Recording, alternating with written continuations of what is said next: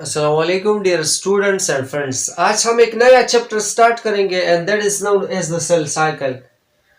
तो आज इस वीडियो में मैं सिर्फ इसके डिफिनीशन को डिस्कस करूंगा और प्लस में आपके बुक के मुताबिक इसके क्लासिफिकेशन को डिस्कस करूंगा कि सेल साइकिल कितने स्टेप्स में होता है, वो फर्दर कितने स्टेप्स में डिवाइड हुआ है।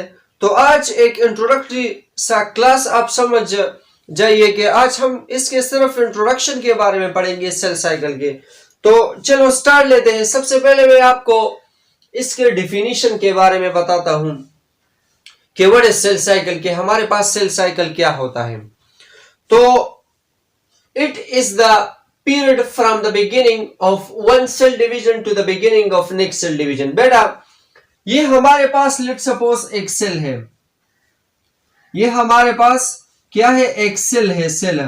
जब ये सेल हमारे पास डिवाइड होता है तो इससे हमारे पास नए दो किस्म के सेल बनते हैं।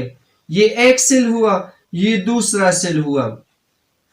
फिर फर्दर ये हमारे पास बेटा डिवीजन होता है, इसमें इससे भी फर्दर दो सेल हमारे पास प्रोड्यूस होते हैं।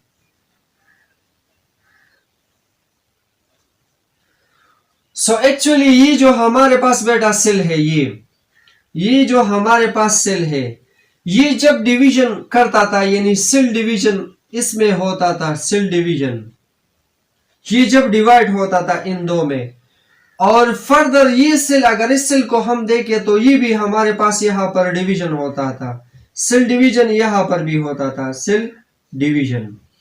सो कहने का मतलब ये है कि ये जो पहला वाला सेल था ये जब डिवाइड हो रहा था और ये जो नया सेल बना था इससे ये जब डिवाइड हो रहा था, इनके दरमियान जो पीरियड होता है इसको हम क्या कहते हैं बेटा, सेल साइकिल। यानी ये लेट सपोज हमारे पास फर्स्ट है तो ये सेकंड हुआ। सो मैं कह सकता हूं कि इट इज द पीरियड, ये हमारे पास वो पीरियड होता है from the beginning of the one cell division. यह इससे शुरू होता है, इस सेल डिवीजन से शुरू होता है और इस नेक्स्ट पे खत्म हो जाता है। मतलब कि इसके दरमियान जो पीरियड है, ये एक सेल जब दो में डिवाइड हो रहा होता है, फिर फर्दर जब ये डिवाइड होता है तो इस सेल के दरमियान और इस सेल के दरमियान जो पीरियड है ये हमारे पास क्या है बेटा, सेल साइकिल है बेटा। So it is the period, ये हमारे पास वो पीरियड होता है from the beginning of one cell division, जो कि एक सेल के डिवीजन से स्टार्ट होता है of one cell division to the beginning of next cell division, इस नेक्स्ट सेल डिवीजन के बनने तक। ये तो हुआ बेटा इसका डिफिनीशन। अब मैंने इसको आपके बुक के मुताबिक एक्सप्लेन किया गया है कि हमारे पास सेल साइकिल कितने स्टेप्स में कंप्लीट होता है। सो आज हम वही क्लासिफिकेशन पढ़ेंगे बेटा। ये हमारे पास सेल साइकिल है, इसको फर्दर दो स्टेप्स में डिवाइड किया गया है, यानी इसी सेल साइकिल को फर्दर दो स्टेप्स में डिवाइड किया गया है। एक हमारे पास है इंटरफेस और दूसरा हमारे पास है डिवीजन फेज, इंटरफेस और डिवीजन फेज। फिर फर्दर हमारे पास इंटरफेस को 4 स्टेप्स में डिवाइड किया गया है। एक हमारे पास है G1 फेज, दूसरा हमारे पास है G2 फेज, तीसरा हमारे पास है S फेज और फोर्थ वन हमारे पास है G0 फेज। इसी तरह डिवीजन फेज को भी फर्दर डिवाइड किया गया है इनटू 2 स्टेप्स। एक हमारे पास है माइटोसिस और दूसरा हमारे पास है मियासिस। यहां पर माइटोसिस को फिर फर्दर 2 स्टेप्स में डिवाइड किया गया है। एक हमारे पास है कैरियोकाइनेसिस, दूसरा हमारे पास है साइटोकाइनेसिस। कैरियोकाइनेसिस को फिर फर्दर डिवाइड किया गया है इनटू 4 स्टेप्स। एक हमारे पास है प्रोफेज, दूसरा हमारे पास है मेटाफेज, थर्ड वन हमारे पास है एनाफेज और फोर्थ वन हमारे पास क्या है, टीलोफेज। अगर आपको बेटा प्रोफेज, मेटाफेज, एनाफेज, टीलोफेज याद नहीं होता तो आप ये याद रखिए कि पुराना मेट। सो पुराना, इससे हमारे पास पी, पुराना किस चीज से, पी से स्टार्ट होता है अगर हम इसको अपने वर्ड्स में लिखे, और MAT अपनी जगह पर आएगा, यानी पुराना मेट, पुराना मेट। सो प्रोफेज, मेटाफेज, एनाफेज, टीलोफेज, इसी तरह आप फर्दर एक्सप्लेन कर सकते हैं इसको। यहां पर ये कैरियोकाइनेसिस 4 स्टेप्स में डिवाइड किया गया है, प्रोफेज, मेटाफेज, एनाफेज, टीलोफेज। ये प्रोफेज पर फर्दर 2 स्टेप्स में डिवाइड किया गया है। एक हमारे पास है अर्ली प्रोफेज, दूसरा हमारे पास है लेट प्रोफेज। बिल्कुल यहां पर इसी एनाफेज को भी फर्दर 2 स्टेप्स में डिवाइड किया गया है। एक हमारे पास है अर्ली एनाफेज, दूसरा हमारे पास है लेट एनाफेज। यहां पर हमारे पास मियासिस को भी फर्दर 2 स्टेप्स में डिवाइड किया गया है बेटा। एक हमारे पास है मियासिस 1 और दूसरा हमारे पास है मियासिस 2। यहां पर मियासिस 1 और मियासिस 2 को फिर फर्दर 4 स्टेप्स में डिवाइड किया गया है। ये जस्ट इंट्रोडक्शन का क्लास है बेटा, मैं आपको जस्ट आपके ऐसी चैप्टर का एक टच दे रहा हूं, इसको मैं जनरल क्लासिफाई कर रहा हूं आपके बुक के मुताबिक बेटा। यहां पर मियासिस 1 को फिर 4 स्टेप्स में डिवाइड किया गया है। वही प्रोफेज, मेटाफेज, एनाफेज, टीलोफेज है, प्रोफेज, मेटाफेज, एनाफेज, टीलोफेज है। लेकिन चूंकि यहां पर हमारे पास मियासिस 1 है तो हर एक के साथ 1-1 हम लिखेंगे, यानी प्रोफेज 1, मेटाफेज 1, एनाफेज 1, टीलोफेज 1। यहां पर हमारे पास मियासिस 2 को फिर फर्दर उसी तरह 4 क्लासेस में डिवाइड किया गया है। प्रोफेज, मेटाफेज, एनाफेज, टीलोफेज उसी तरह है, लेकिन चूंकि यहां पर हमारे पास 2 है तो यहां पर भी हमारे पास प्रोफेज 2, मेटाफेज 2, एनाफेज 2 और टीलोफेज 2 आएगा। तो सबसे पहले मैं क्या करूंगा, मैं आपको सेल साइकिल डिफाइन करूंगा, वो तो मैंने डिफाइन किया। इस चैप्टर को जब इंशाल्लाह मैं फर्दर करूंगा तो बेटा मैं सबसे पहले मैं आपको इसके इंटरफेस के बारे में बताऊंगा, आपको जनरल बातें बता रहा हूं आज के इस इंट्रोडक्टरी क्लास में। मैं सबसे पहले आपको इंटरफेस के बारे में बताऊंगा, डिफाइन करूंगा कि इंटरफेस क्या होता है। उसके बाद मैं आपको सबसे पहले G1 फेस के बारे में पढ़ाऊंगा, फिर मैं आपको G2 फेस के बारे में पढ़ाऊंगा, फिर मैं आपको इसके S फेस के बारे में पढ़ाऊंगा कि S फेस क्या है, इसको S फेस क्यों कहते हैं, और फिर मैं आपको इसके G0 फेस के बारे में बताऊंगा। ये मैं आपको फिर इंशाल्लाह एक्सप्लेन करूंगा कि इसको हम G0 फेस क्यों कहते हैं। इसके बाद इंटरफेस के बाद मैं आपको डिवीजन फेस स्टार्ट करूंगा। डिवीजन फेस में मैं आपको सबसे पहले माइटोसिस के बारे में एक्सप्लेनेशन दूंगा।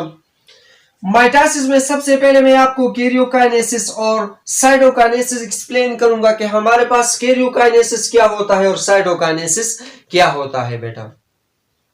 इसी तरह कैरियोकाइनेसिस के बाद मैं आपको prophase, metaphase, anaphase, telophase explain करूंगा। इस प्रोफेज में मैं आपको एक्सप्लेन करूंगा कि अर्ली प्रोफेज और लेट प्रोफेज में क्या होता है। यहां पर इसके एनाफेज में फिर मैं आपको एक्सप्लेन करूंगा कि अर्ली एनाफेज और लेट एनाफेज में क्या फर्क होता है, इसमें क्या क्या स्टेप्स इन्वॉल्व है। यहां पर मियासिस 1, इसके बाद इसके माइटोसिस के बाद मैं आपको मियासिस स्टार्ट करूंगा। मियासिस में मैं आपको डिस्कस करूंगा मियासिस 1।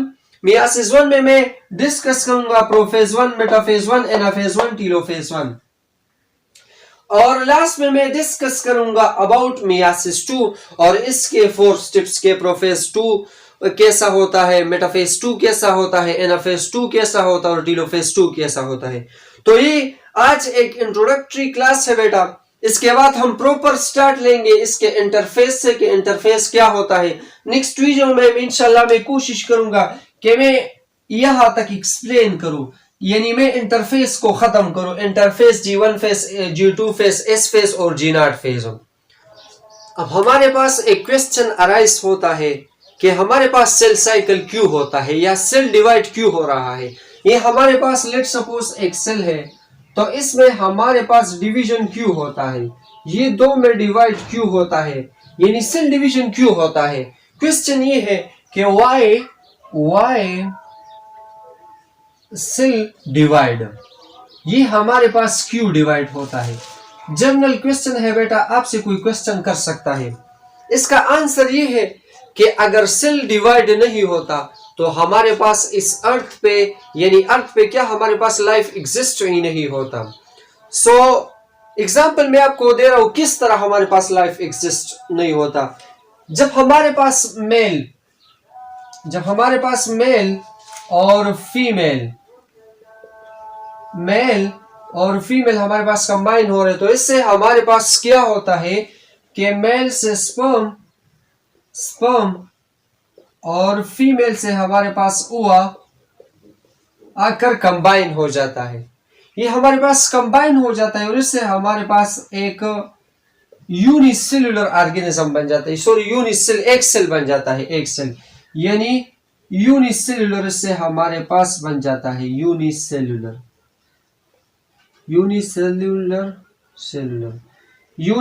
का मतलब ये है कि ये हमारे पास एक सेल होगा, वन सेल। यानी ये लेट सपोज हमारे पास इस तरह एक सेल बन जाता है जो कि यूनिसेलुलर होता है, एक सेल होता है। इस एक सेल को मैं क्या कहता हूं बेटा? जाइगोट। यानी when male and female combine, sperm come from male and ova come from female. When both sperm and ova combine, they form a unicellular which is known as the zygote. अब इस zygote में हमारे पास further division होता है। क्या? इसमें हमारे पास division होता है, यानी ये एक सेल मजीद सेल में हमारे पास डिवाइड होता है। किस तरह?